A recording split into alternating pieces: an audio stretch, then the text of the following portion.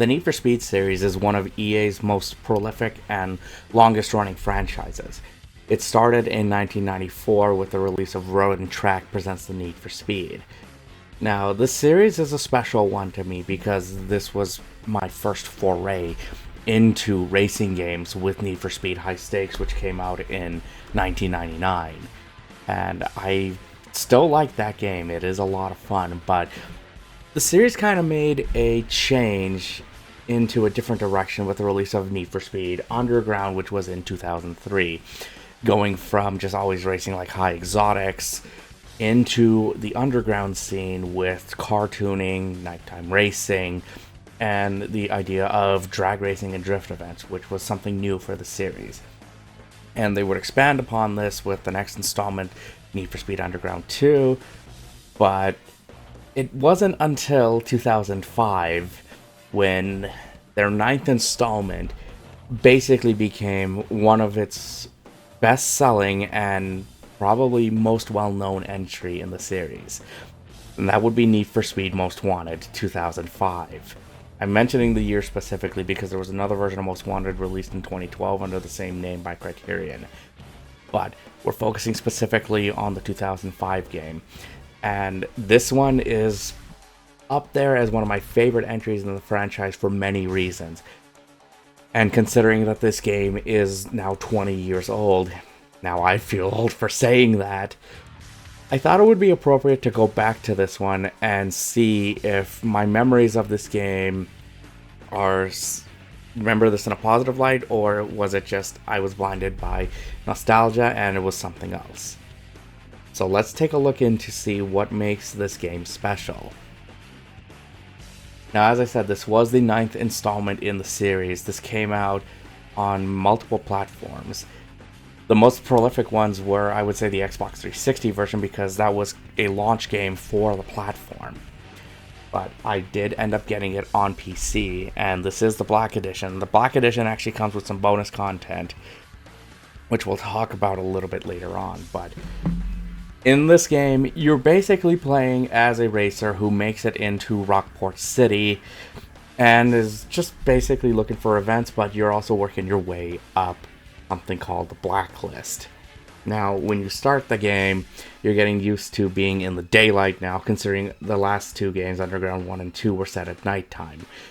So you're going in the daylight, and you're also meet up with your first opponent on the Blacklist, which is Razor Callahan. However, things happened, you get screwed over, you lose your ride, and Razor works his way up to the top of the Blacklist.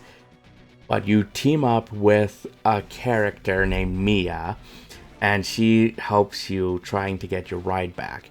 But she's not the only one that's along for the ride. You also have a character called Raj, who you just basically know through phone calls and you see his car, but that's really it. But basically, the premise is your car gets taken, and you're trying to work your way up the Blacklist to get back at Razor and get your ride back. Now, the story isn't really that in-depth or anything or extensive, but the premise enough, or the hook, is enough for you to keep going. And that's one thing I remember from this, and I wanted to work my way up to the top of the Blacklist, get my ride back. And I still remember, and I still think it's good enough of a hook. You don't need anything fancy or extravagant with the series, and I feel like that's what made it work. But the other thing that makes that, story work well were those cutscenes. They are just stylized all to hell, and I think it works really well with the aesthetics that they were going for this game. The only thing with those cutscenes is that I wish there was more of them, because you don't really get that many. You get them at the start of the game leading up to things, and then after that it just kind of tapers off, and then you'll get some at the end of the game. I honestly wish there were more cutscenes, but the story is told more through phone calls and messages, which is, I think, kind of an unfortunate thing or a missed opportunity, because I would have loved to see more of that. But as it stands here, when you see those cutscenes, I thought they were a real treat, and I thought it really worked well with its style. But overall, the premise is the thing that really sells it, and the hook is really what hooks you in. And I think that did a good job, and then we would see this more kind of expanded with other installments in the series. But like I said, the focus is you're working your way up the blacklist, and the blacklist consists of 15 racers, with Razor being number 1. So you're basically working your way up the blacklist by completing events and also getting into pursuits. Now, events in this game, they basically consist of stuff that we saw from Underground 2. So you have your circuit races, you have your sprint races, drag races make a return, although I don't think they're that great. I do like how they're expanded a bit though. But you also get lap knockouts, drift events and Speed X races are gone. Those are not here. They are replaced with speed traps and a new event called toll booths. So basically, think of toll booths like time trials. You're just basically racing from one toll booth to the next and just expanding on the time. And those were honestly the easiest events, I think, out of the bunch, especially when you're trying to just work up to get your rep up. However, the racing itself does feel similar compared to Underground 2. There were some slight tweaks here and there. I do think the handling feels a little bit better here. But the thing that makes the racing different, though, this time is they've introduced a new ability called Speed Breakers. Basically, press a button, the game slows down, you're given a little more control over your vehicle. It kind of, basically think of it as bullet time. Or the zone move from Midnight Club 3 Dub Edition. Now, this was really handy, I found, when trying to take tight corners. Because then you can just use the speed breaker, slow down, and then just boost, get out of speed breaker. Now, it is not a finite resource, but it's also like it will recharge over time, but you have a limited amount of time to use it, and it will just recharge naturally. Which also is interesting because that's how nitrous works this time too. You use nitrous, but it will refill over time. But speed breakers, I think, are really cool. You don't really use them that much, I find, in the game, especially for events. Like I said, I mostly found using it when you're trying to take those tight corners. But speed breakers, I think, come in handy when it comes to pursuits. And pursuits is the biggest thing for this game. Now, we've seen the cops in Need for Speed. The last game they were in was Hot Pursuit 2, but the cops never made a return in the Underground games. So seeing the cops here and having that become a part of gameplay, I thought was actually really cool, and it makes the driving feel more intense and exciting. So it just feels like standard pursuits at first, but as your heat level goes up, you'll see better versions of the cop cars. You'll also see the cop cars upgraded, but they also change up their tactics too. So as it goes on, you'll start to see rhinos or SUVs come at you. You'll see the cops introduce roadblocks. You'll also see spike strips. You'll also see choppers. And then eventually, when it gets to a point high enough, you will also get to meet another character who will take you down, and that's Cross. Now, I do wish there was a little bit more of Cross in the game, because again, he's just so over the top, I find. And then the line he says at the end in like one of the last cutscenes is it's just burned into my memory for it, just because of how extreme it is, but it also makes sense for that. But when you hit the max level, which is level 5, you will see Cross come out and play to try and take him down. But if you take him down, you get a huge amount of bounty for it. Because bounty is important, though, in this game. Because you need bounty to also work your way up the blacklist. It's not just completing events.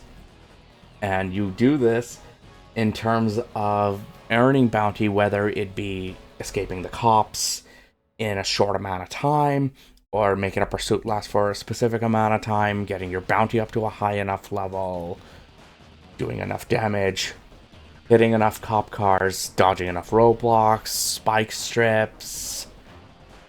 So there's quite a bit of variety for it, and you have to complete those in order to challenge a racer on the blacklist for that. So it makes the races interesting. It makes at least the driving more interesting, because if it was just the races, it's kind of the same stuff. And the racing itself is fine, but it's really those pursuits that make that game and that really make it a memorable moment. However, I found with pursuits, they can be a tidbit easy, especially if you know the layouts, like the layout of the city itself, which I do think is a step up over what it was in Underground 2. I find Rockport a more interesting city to drive in, especially with all of some of the off routes you can take and the different kind of sections of the city. But when it comes to, again, going back with the cops, the speed breaker thing I think comes more handy when you're dealing with the cops, because if you use speed breaker on, say, a roadblock, which if it's just cars, you can just use your speed breaker, drive through, and then you can just, get the cars out of the way and kind of make them fly and do rolls and stuff. But you can also use speed breakers to, say, dodge rhinos that are coming your way, or even dodge around spike strips as well. So the pursuits were interesting, but you can corner yourself though. So they're not completely easy. They do put up a bit of a challenge depending on how high of a level you go for it.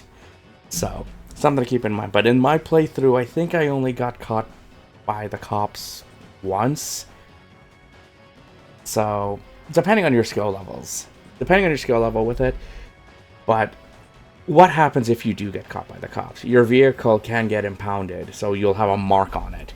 And the max your car can do is 3. If you have 3 marks on it, you basically lost that car for good. I've never had that problem in this playthrough, or even the last few times that I played the game.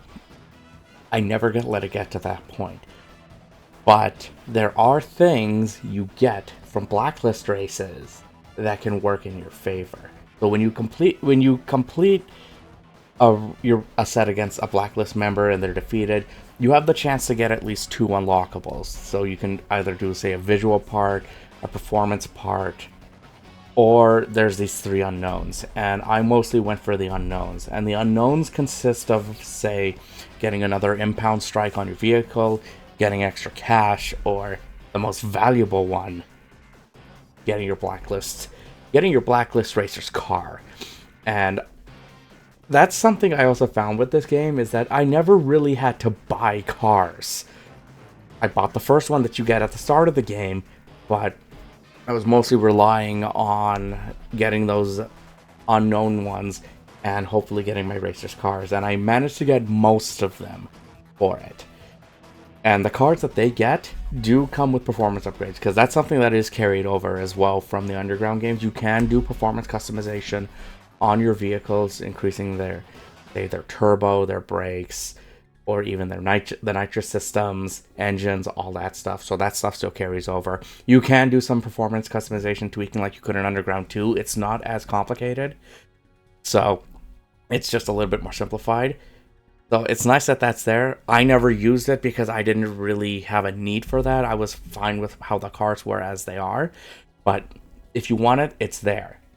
Now, visual customization has changed a little bit, though, this time compared to, say, Underground 1 and 2, because it was tied to a style rating. So when you did stylish things with your car, or you pull off some abilities and stuff, like tricks, that would act as your multiplier for that. How visual customization works in Underground 2, in Most Wanted, how visual customization works is that it lowers your heat rating, because as you get into pursuits with the cops, your heat level rises. That's how you start to deal with the higher levels of police, like I was mentioning earlier. But if you customize your vehicle, whether it be something simple as changing the paint, or even doing a body kit on it, you will lower that heat rating.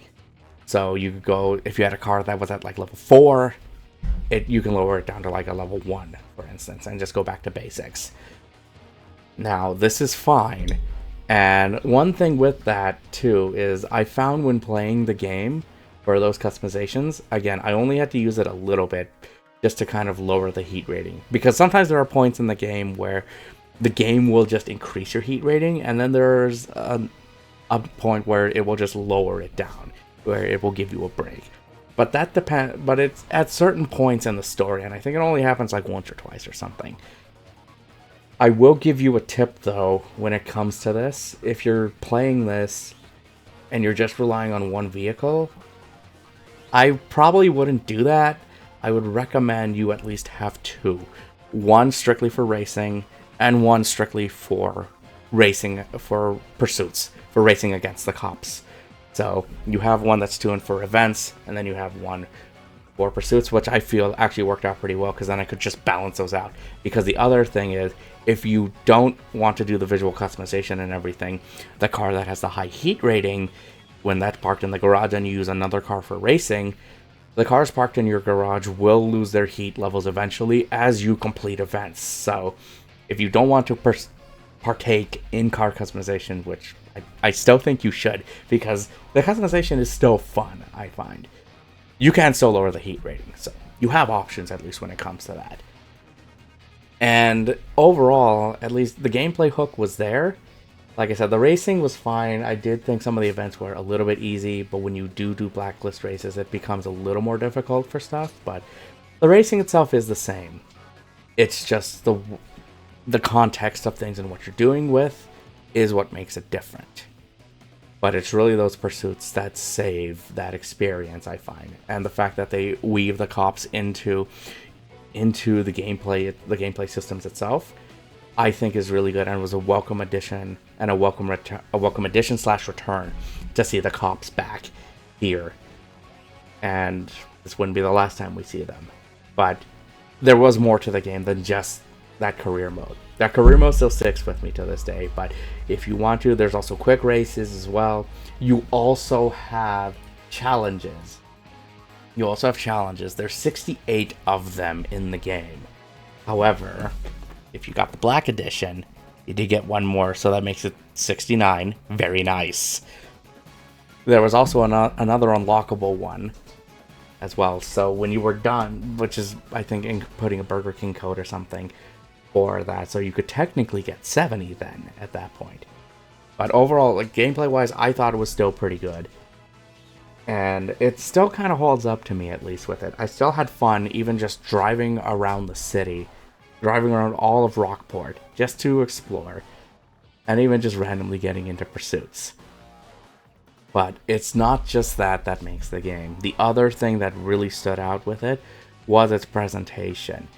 And this was, I'd say, a bit of a jump compared to Underground 2, but it was mostly if you were playing this on Xbox 360 or even the PC at the time.